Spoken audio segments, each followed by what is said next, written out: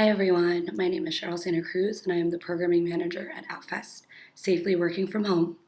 The world we're living in right now is strange and uncertain and solitary, and many of us are turning to art, be it films or books or music, to feel comfort and find new ways to connect with our community and the world around us.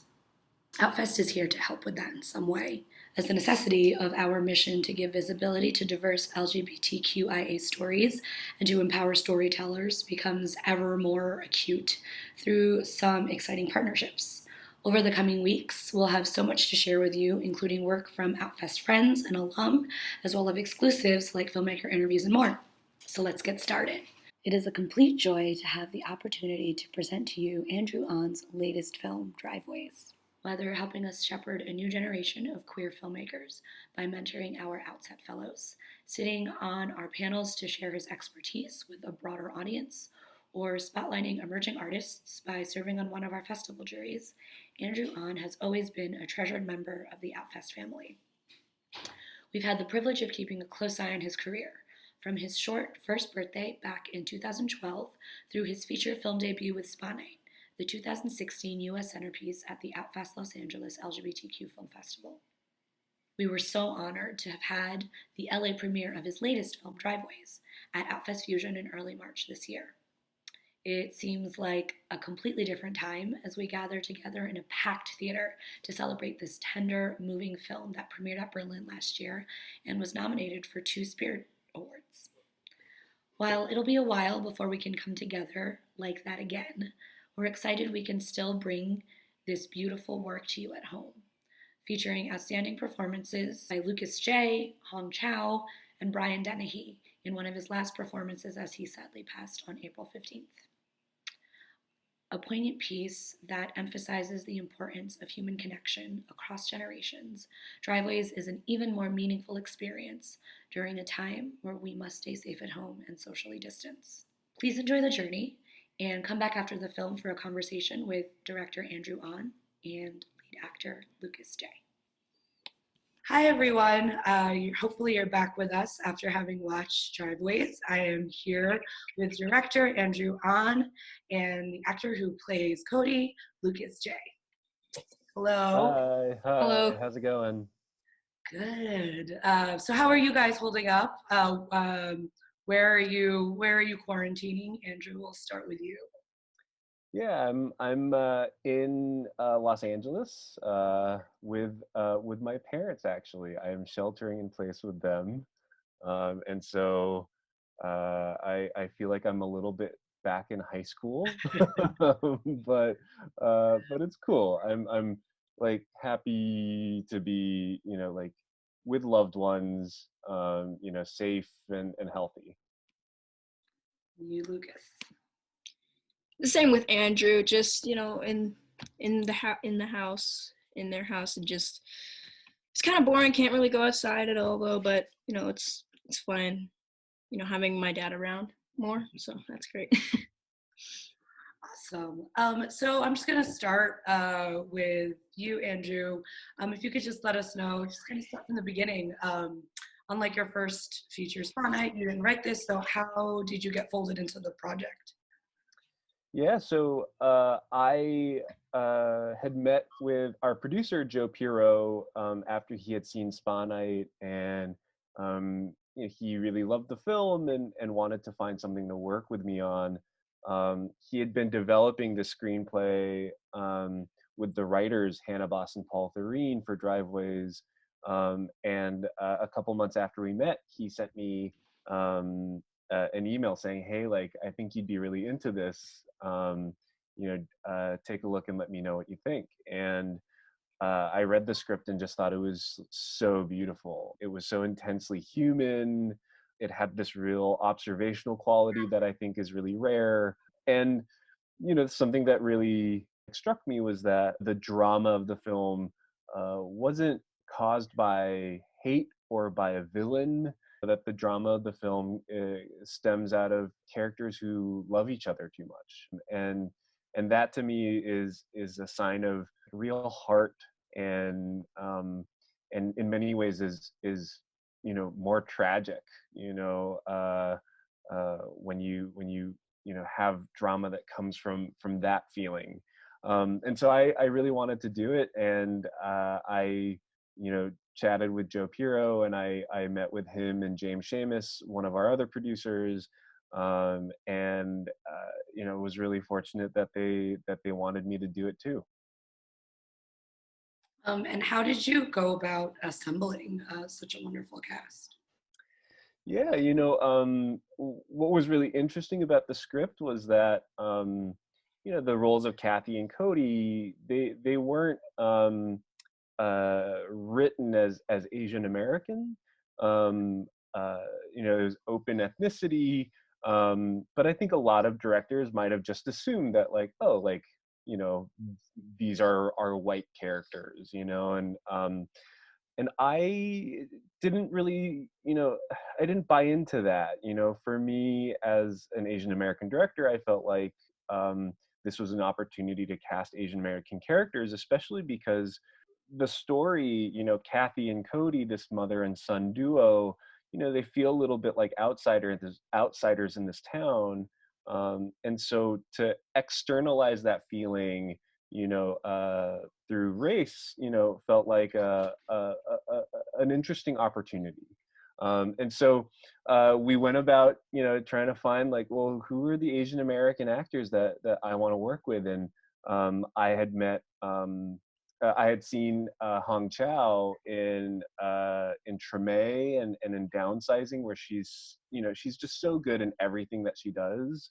And I was like, I want to work with her. And James and Joe were like, that's awesome, that's great. And then with the little, the character of Cody, we worked with our casting director, A.V. Kaufman, and she sent me the tape from Lucas that he almost forgot to send in because he was at Disneyland. Yeah. And I just, saw his tape and thought he was so amazing. We brought him in for a callback. We did a chemistry read with him and Hong. And I thought that they just felt so much like mother and son in this really authentic, beautiful way. Lucas, do you want to tell the story from your perspective? How did you, what was it like on your end coming to this project? And what did you think about it when you read the script? I mean, okay, so like Andrew said, it's like I was at Disneyland. We almost forgot to send it in.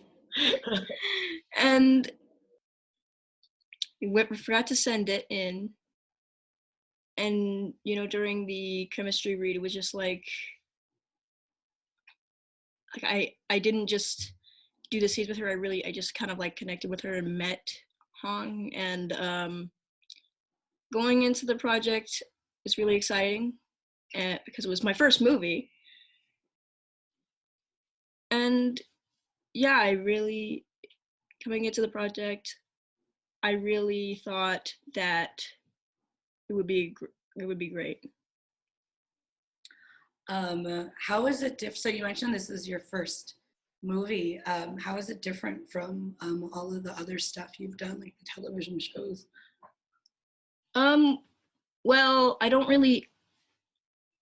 It's different because, like, it took the longest. Like, it's never been like, a movie production's like really long. And I don't really get to do all these crazy things in other things that I do. So, well, not now. You're not doing any crazy things now. Yeah. Yeah, I remember like having Lucas barf, like that was yes. like a yeah, fun that was thing. yeah, that was a new experience. Actually, how did that work? Did you have like food coming out of your? No, it was like it was okay. It's interesting because they had to take all the things that I supposedly ate in the scene, like the fruit punch, the donuts, and they just like kind of like mixed it together and added a little touches so it looked like puke. And I actually had to keep it in my mouth and then spit it out during the scene. It actually tasted really good, to That's be honest. It didn't make you that's like the actually want to barf. grossest thing. Huh? It didn't make you actually want to barf. It didn't. It actually tasted like a, like a pastry and fruit punch at the same time. So it tasted pretty good. Um, I'd like to actually go back a little bit to the script. So you had mentioned that the characters weren't explicitly Asian American. There's also this queer sensibility about it that's not super explicit in the text of the film, but it's definitely there. Were there a lot of changes that you like had to make to the script? And what were your biggest reservations about shooting something that you didn't write, and how did you address them, or how did you how were you able to come to a place where you felt good about it? Sure, yeah. You know, uh, we didn't change the script much actually. After I decided I wanted to cast Asian American actors for Kathy and Cody, a lot of the lines that feel like maybe they were changed or written, for this, adjustment actually were in the script before, and so when Linda, played by Christine Ebersol, the nosy neighbor, comes over, and she says, "Oh, I assume you're related to April." There's something about that that's like extra weird and kind of a microaggression when it's like, "Oh, like you're Asian, like the woman that used to live here is Asian, like you must be related." Um, it's true in the story, but you know 100%. we didn't change that. Like that was something that Hannah and Paul had written there already, and in that same conversation, um Linda, she says like, "Where are you from?" And they say Michigan, and she's like, "Really?" And like that was also in the script. um you know uh when Kathy and Cody go to the real estate office, and they meet with this realtor, and she's African American. Like they ask, it's like, "Oh, like how do you like living here?" And that means something different when it's two people of color. And so it was just a really fascinating thing where like not much had to change. And then regarding the queer sensibility, I think because I'm gay, there's a sensibility to the point of view of the film, and just thinking about myself as a kid, and being like sensitive and observational. But it wasn't something that I wanted to like push too hard, or force on the character. Like for me, I really like it when the characters feel like people who exist in the world outside of the film.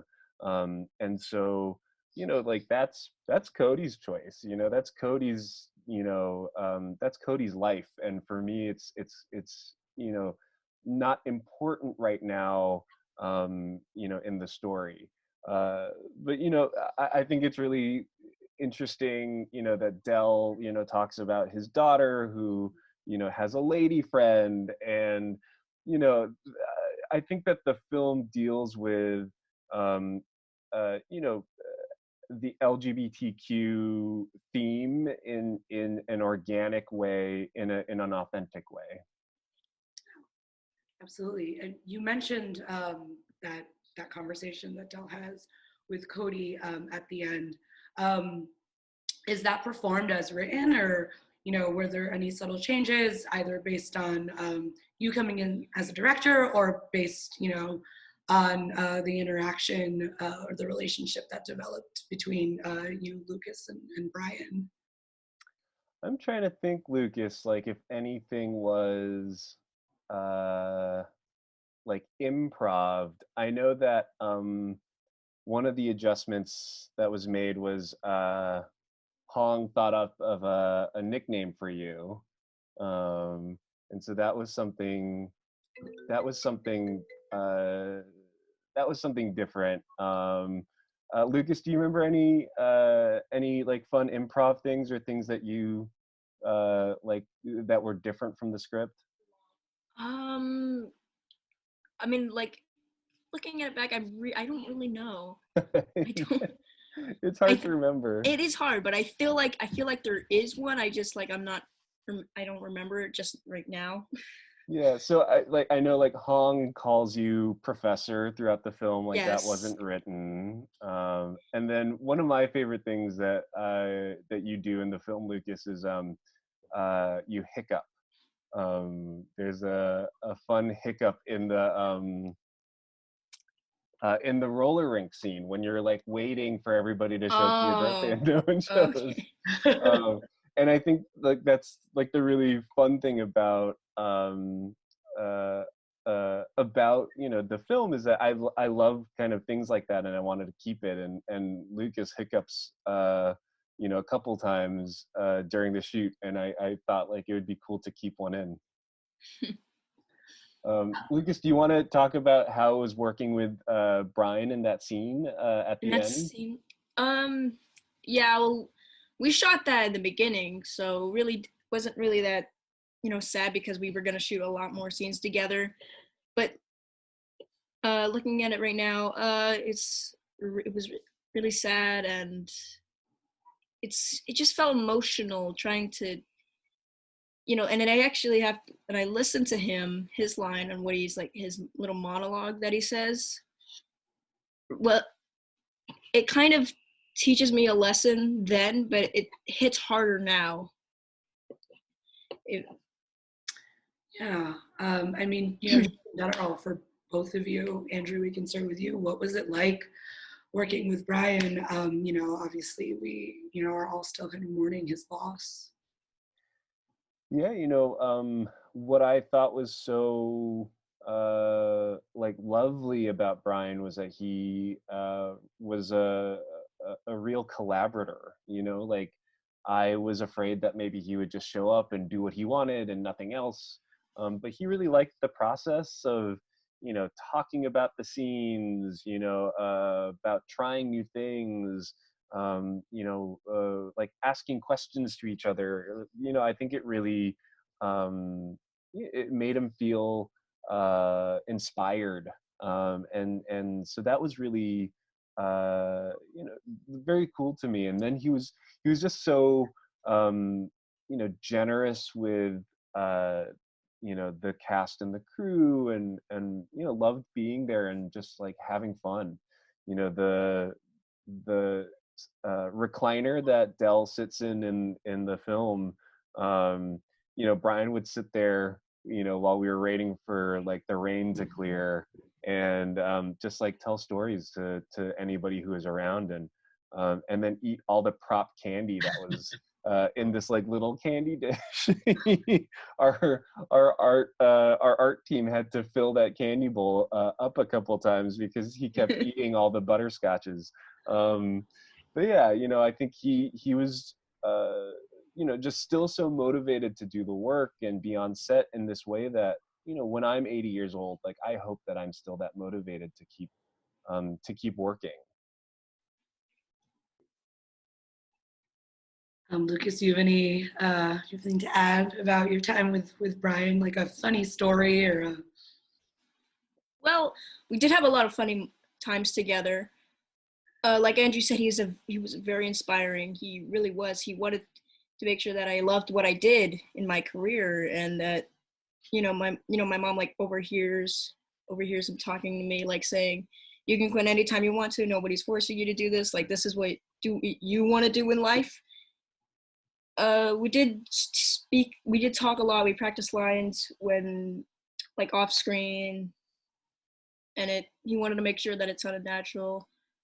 He was a really good person and friend, and like I said, a very inspiring person. So it's still sad to hear that he's gone, and it's just kind of hard to believe to me because we were really good friends, and I miss him a lot. Lucas, you said that watching that scene now, it has more meaning. I mean, I think this film in general is really about the beauty of human connection with each other, and in the midst of the moment that we're in now. Um, I mean, for both of you, does it take on a new meaning, this film, just because we're in a moment where we can't really connect in that same way that the characters are able to in the film? Lucas, you want to go first? I would say a little bit, because like, we're in a time where we can't really connect with each other, especially like, well, in person at least.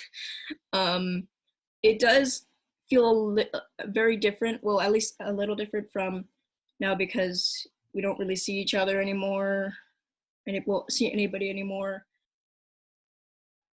And it just, I mean, the film's about human connection, and we don't we don't really do that right at the moment, at least. But it does, at the end, it does kind of have this message like, cherish it. He wants to do it. He wants to do his little uh meet his wife again, like, but take it slow. And I feel like that's kind of like what we should be doing, like, right now, just like take in every little moment that's gonna happen. And yeah. Yeah. I agree with Lucas. I think the film has this message of taking in every moment and cherishing it, and um, I think that the film um,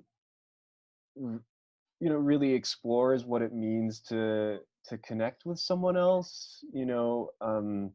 Regardless of what separates us, whether it's generation or race, or a driveway, that despite these barriers, that we can find something in common that's really human and soulful, and that's something to value and really love and believe in. You. So Andrew, both of your films have this intersection of generations. They're all coming of age stories. What do you think specifically draws you to these kinds of themes? Yeah, I think intergenerational, like stories are fascinating to me because we can learn so much from someone who uh, you know is experiencing life in a different way.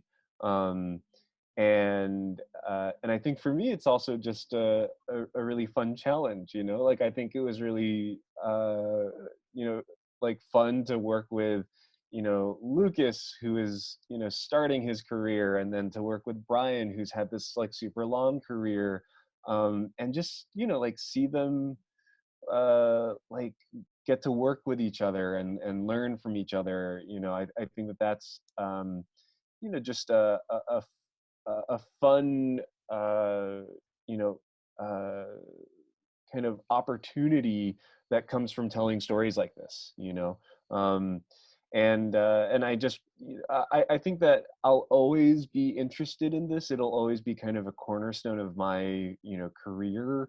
I don't know if I'll do another film that like has as wide an age difference. This might be the one, but with the widest.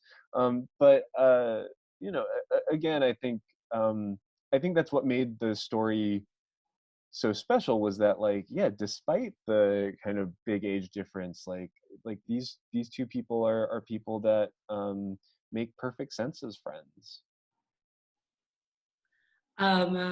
Can you talk a little bit about what it was like filming in New York? I mean, Spot Night is so LA, and this takes place in Poughkeepsie. I mean, had either of you been to Poughkeepsie before, and what was that experience like?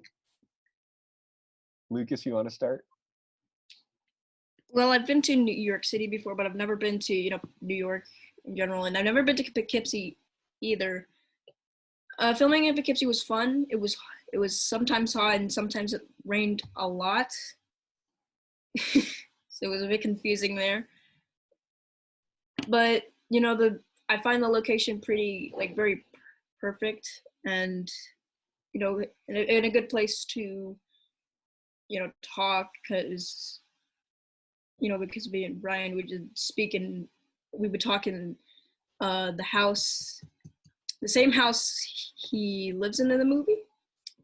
so that so yeah, it was really fun filming at Poughkeepsie. A lot of great things, and fun things to experience there. Do you remember like what you did with your family while you were like on your days off? Like, Yes, yeah, what did you do? yes. We did this. There was like a water park nearby, and this was in summer. We were filming in summer, right? Mm-hmm.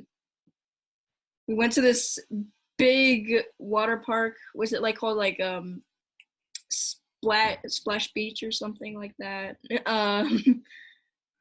We would also what else did we do? Oh, we would also like explore Poughkeepsie and go to the city like for 2 days during the days off. So that was pretty fun. I remember there was one weekend where Lucas and his family went to New York City, and I was so jealous because I wish I could Oh, have gone with them. oh, You were but stuck in Poughkeepsie. but yeah, I think the the area that we shot in, the Hudson Valley, it's very beautiful. The trees and the landscape is so lush, uh, and it was a lot of um, just like very uh, beautiful scenery that was fun. Not just like for filming, but also just to like be around and like go for walks and things like that. Um, uh, and the community was like so excited that we were filming there, and some of them had heard about Brian Dennehy, and they're just so excited that he was in this film and in that part of town. Um, but we really wanted to take advantage of all the really wonderful opportunities that the Hudson Valley had to offer. And we made a couple of changes to the script for it. So Cody's birthday party was supposed to just happen at a pizza parlor, but then we found this roller rink, and that was just like so cool. And I was like, oh, like this is totally where someone would have their birthday party. And so we made the adjustments to have that be at the roller rink in Hyde Park. And so I think it was a lot of fun. We ended up having the wrap party at the roller rink. So Roller skate? Did everyone yeah, roller skate? yeah. Lucas, did you yes. do you remember roller skating? Yeah, it's where I learned to rollerblade. It was really fun. Just like speeding through. How about bingo? Did you guys play bingo? I didn't. You like I didn't play bingo, but Lucas, like you fake played bingo Fake with played Roger. bingo. Yeah. um did you know how bingo worked before? I can't remember. I think I did, but I don't understand how the betting part worked. Yeah, I think that's like not I think that's like illegal for you because you're not of gambling age. um but Does bingo count as gambling? So for these VFWs, there's often money involved, and so that's why there's a moment in the film where the bingo caller says like, "Oh, like that kids can't be on the floor." Right. Mm-hmm. But yeah, during that scene, you hear someone yell out "bingo," and Cody's like, "Ah," like he's disappointed, and I realized just the other day watching it, I was like, oh, that's my voice. Like we didn't replace it. Like you hear me say bingo. So it's funny. So you have a cameo in the film. It's my cameo. It's my director's I didn't cameo. even know that. I know. It's your Hitchcock shadow in the background. Just my voice. That's as much as I want in my movies. So I'd like to talk a little bit about the soundtrack. Um, the, do you want to talk a little bit about that process and how you kind of found the tone that you did? Yeah, so our composer, Jay Wadley, he came to us through my producer, Joe Piro, and he is just such a lovely, lovely person.